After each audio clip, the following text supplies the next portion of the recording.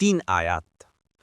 وَإِنْ خِفْتُمْ أَلَّا تُقْسِطُوا فِي الْيَتَامَى فَانكِحُوا مَا طَابَ لَكُم مِّنَ النِّسَاءِ مَثْنَىٰ وَثُلَاثَ وَرُبَاعًا فَإِنْ خِفْتُمْ أَلَّا تَعْدِلُوا فَوَاحِدَةً أَوْ مَا مَلَكَتْ أَيْمَانُكُمْ ذَلِكَ أَدْنَىٰ أَلَّا تَعُولُوا।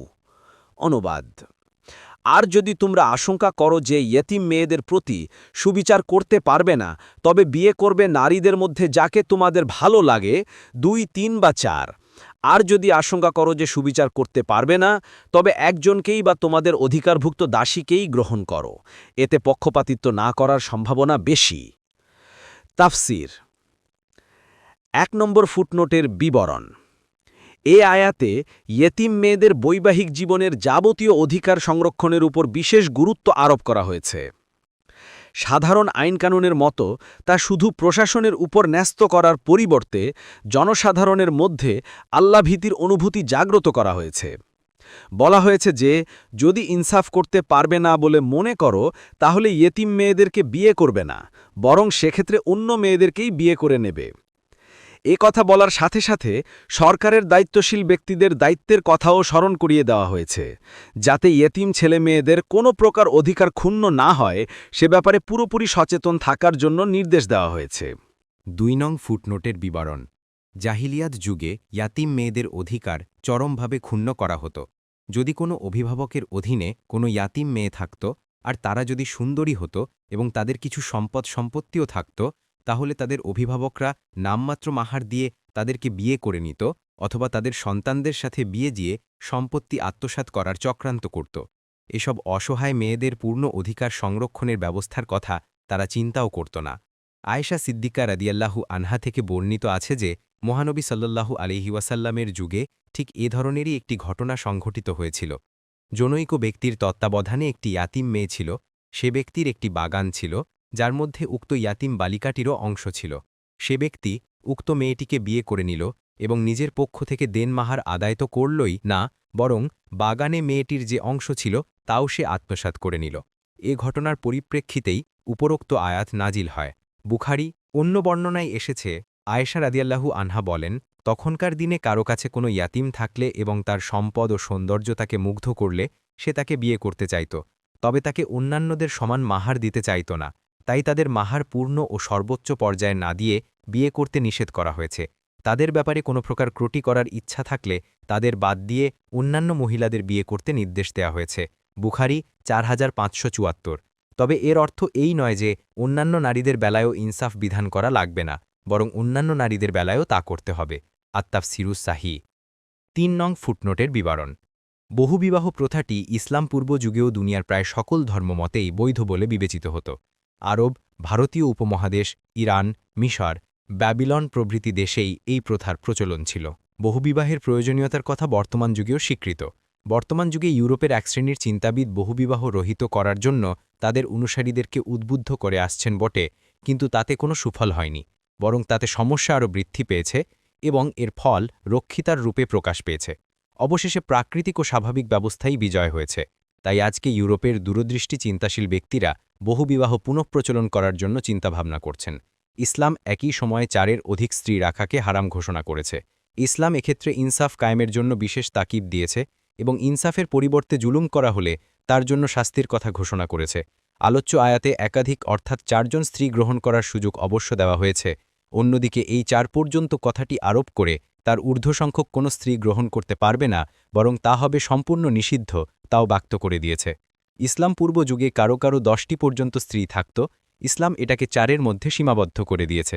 কায়েস ইবন হারিস বলেন, আমি যখন ইসলাম গ্রহণ করি তখন আমার স্ত্রী সংখ্যা ছিল 8।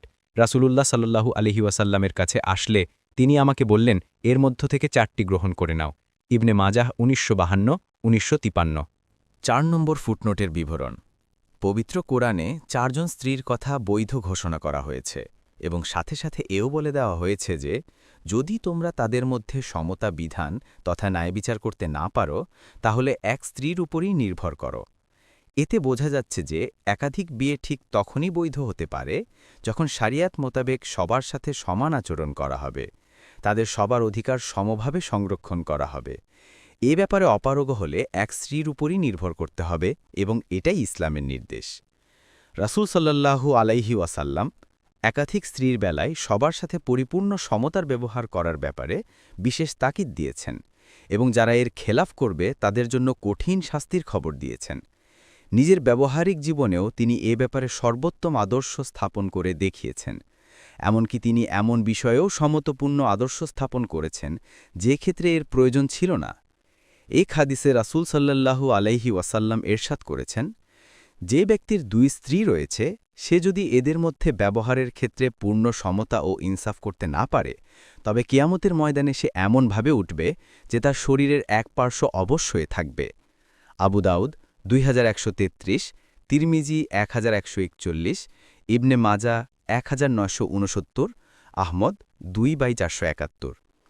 এ সূরার 129 নং আয়াতে বলা হয়েছে, কোনো এক স্ত্রীর প্রতি যদি তোমার আন্তরিক আকর্ষণ বেশি হয়ে যায় তবে সেটা তোমার স্বাধ্যায়ত্ব ব্যাপার নয় বটে, কিন্তু এক্ষেত্রে অন্যজনের প্রতি পরিপূর্ণ উপেক্ষা প্রদর্শন করা জায়েজ হবে না। সূরা আন-নিসার এ আয়াতে ইনসাফপূর্ণ ব্যবহার করতে না পারার আশঙ্কার ক্ষেত্রে এক বিয়েতেই তৃপ্ত থাকার নির্দেশ এবং পরবর্তী আয়াতে তোমরা কোনো অবস্থাতেই একাধিক স্ত্রীর মধ্যে সমতা রক্ষা করতে পারবে না, এই 2 আয়াতের মধ্যে সমন্বয় হচ্ছে এখানে মানুষের স্বাধ্যায়ত্ব ব্যাপারে স্ত্রীদের মধ্যে সমতা বজায় রাখার কথা বলা হয়েছে। পক্ষান্তরে দ্বিতীয় আয়াতে যা মানুষের সাধ্যের বাইরে অর্থাৎ আন্তরিক আকর্ষণের ব্যাপারে সমতা রক্ষা করা সম্ভব নয় বলে মন্তব্য করা হয়েছে। সুতরাং 2টি আয়াতের মর্মে যেমন কোনো বৈপরীত্য নেই, তেমনি এই আয়াতের দ্বারা একাধিক বিবাহের অবৈধতাও প্রমাণিত হয় না। যদি আমরা এই আয়াতের শানে নুজুলের দিকে দৃষ্টিপাত করি তাহলে ব্যাপারটা আরও স্পষ্ট হয়ে যায়। আয়েশা রাদিয়াল্লাহু আনহা বলছেন, একটি ইয়েতিম মেয়ে একটি ব্যক্তি তত্ত্বাবধানে ছিল।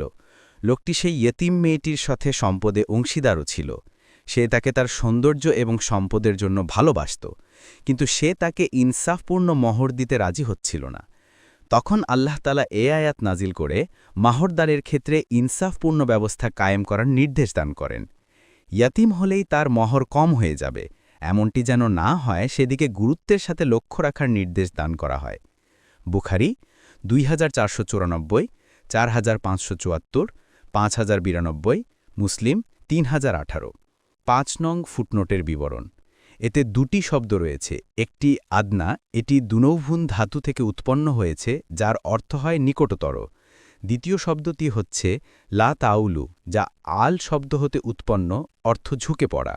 এখানে শব্দটি অসঙ্গতভাবে ঝুঁকে পড়া এবং দাম্পত্য জীবনে নির্যাতনের পথ অবলম্বন অর্থে ব্যবহৃত হয়েছে। এর অর্থ হচ্ছে এ আয়াতে তোমাদের যা বলা হলো যে সমতা বজায় রাখতে না পারার আশঙ্কা থাকলে এক স্ত্রী নিয়েই সংসারযাত্রা নির্বাহ করো কিংবা শারিয়াত সম্মত কৃতদাসী নিয়ে সংসার করো, এটা একটা পথ যা অবলম্বন করলে তোমরা জুলুম থেকে বেঁচে থাকতে পারবে, বাড়াবাড়ি বা সীমালঙ্ঘনের সম্ভাবনাও দূর হবে। আলু শব্দের দ্বিতীয় আরেকটি অর্থ হতে পারে মিশকিন হয়ে যাওয়া।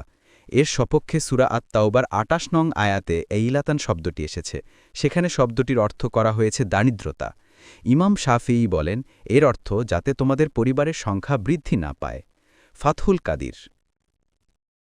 পরবর্তী তাফসিরে যেতে ভিডিওটি শেষ হওয়ার পূর্বেই এই বক্সে ক্লিক করুন। ভয়েস বা উচ্চারণে অনিচ্ছাকৃত ত্রুটি ক্ষমাসুন্দর দৃষ্টিতে দেখবেন ইনশাআল্লাহ।